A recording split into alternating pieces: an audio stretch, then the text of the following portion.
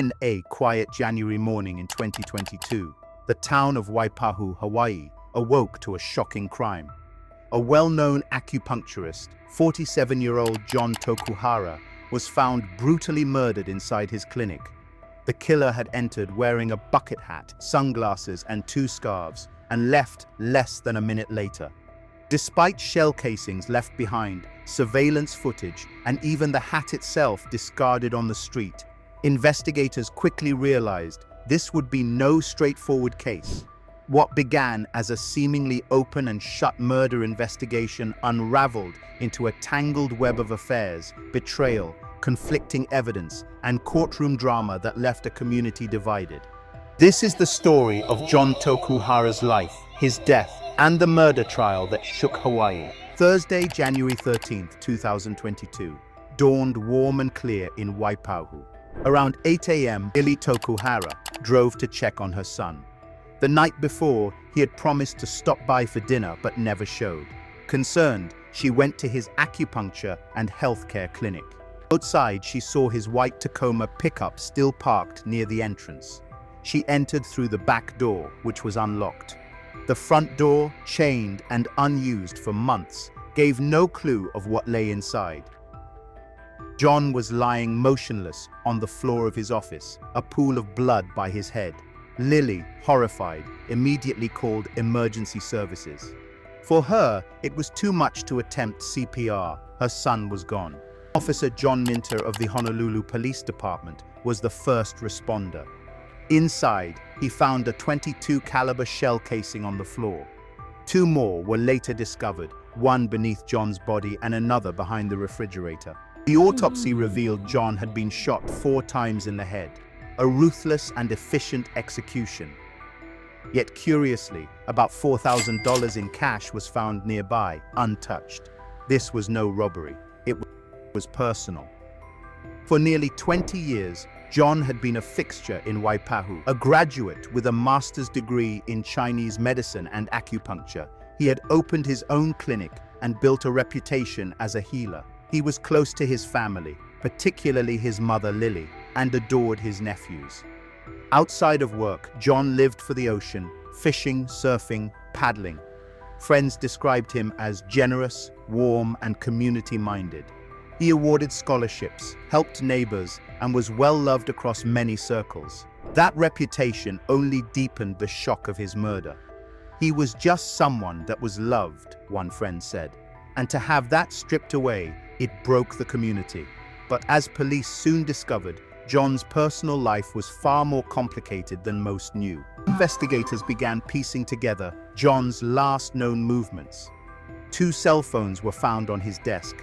His main phone showed a final text to his mother around 6 p.m. on January 12th, confirming plans to pick up dinner. After 6:18 p.m., there was no further activity. His second phone, a Wi-Fi-only device, was running Pokemon Go. The app was opened around 5:40 p.m. and remained active until the phone battery died at 8:45 p.m. Whether Jon was actually playing or if the killer found him mid-game remained unclear. Security footage from nearby businesses provided a chilling lead. At 5:57 p.m., a white 4-door Chevrolet Silverado pickup with Hawaii plates was spotted in the area. Moments later, a figure appeared on foot, heading toward Jon's clinic. The individual wore a light bucket hat, dark sunglasses and scarves, and carried a brown shopping bag. At 6:16 p.m., the disguised figure entered Jon's office. 48 seconds later, they emerged and walked away. The white Silverado was seen again minutes later, leaving Waipahu. Police zeroed in on the truck. Out of 53 possible registered vehicles matching the description, they eliminated all but one, a 2014 Silverado owned by 34-year-old contractor Eric Thompson. At first, there seemed little reason to suspect Thompson.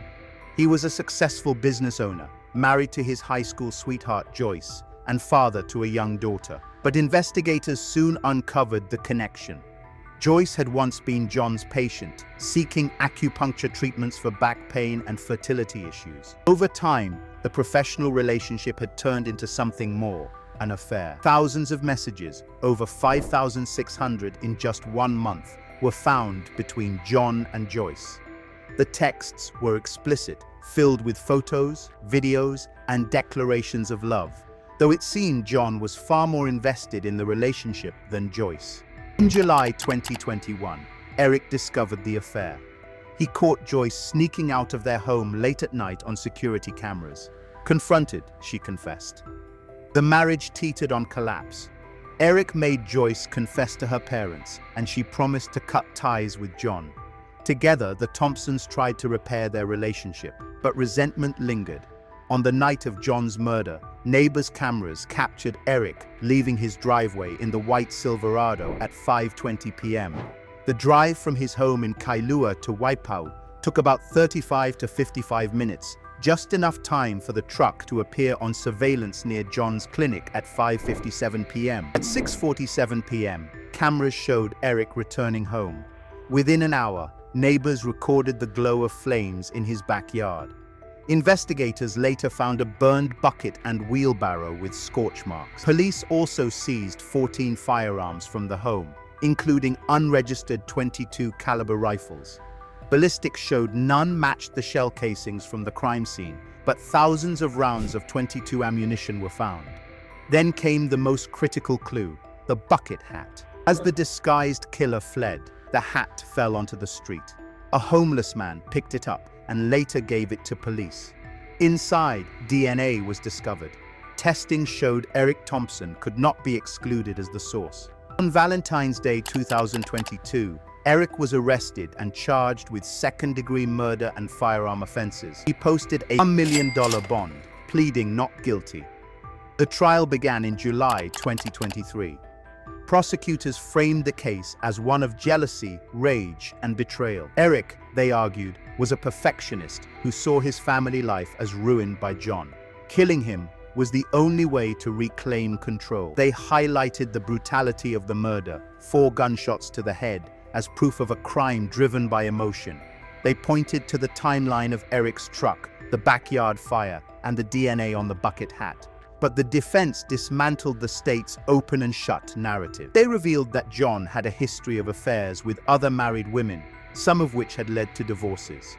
Witnesses testified to Jon's relationships with their wives and girlfriends.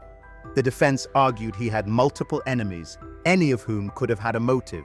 They also pointed to Jon's alleged involvement in illegal gambling. The $4,000 in cash at the scene, they suggested, was linked to those activities. Why hadn't police investigated that angle? Most importantly, the defense attacked the evidence. The video footage was grainy, the license plate unreadable. The DNA on the hat was inconclusive.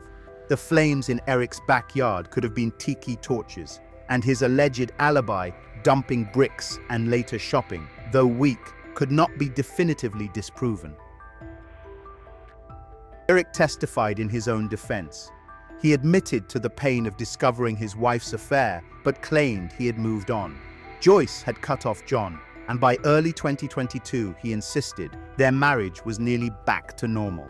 He denied driving to Waipahu, denied wearing the bucket hat, and flatly denied killing Jon Tokuhara. Prosecutors pressed him on inconsistencies, particularly his calmness in the face of betrayal. They suggested his marriage was far from healed, pointing. Joyce signed granting Eric full custody of their daughter if she cheated again. They argued this showed his controlling nature. "I didn't kill him," he said. After weeks of testimony, the jury deliberated for 3 days. When they returned, they were hopelessly deadlocked. 9 jurors voted guilty. 3 believed Eric should be acquitted. Judge Paul Wong declared a mistrial. The case that once seemed so clear had collapsed into uncertainty. Without hard evidence, doubts lingered. Was Eric truly the killer, or had investigators built their case on circumstantial threads while overlooking other possibilities?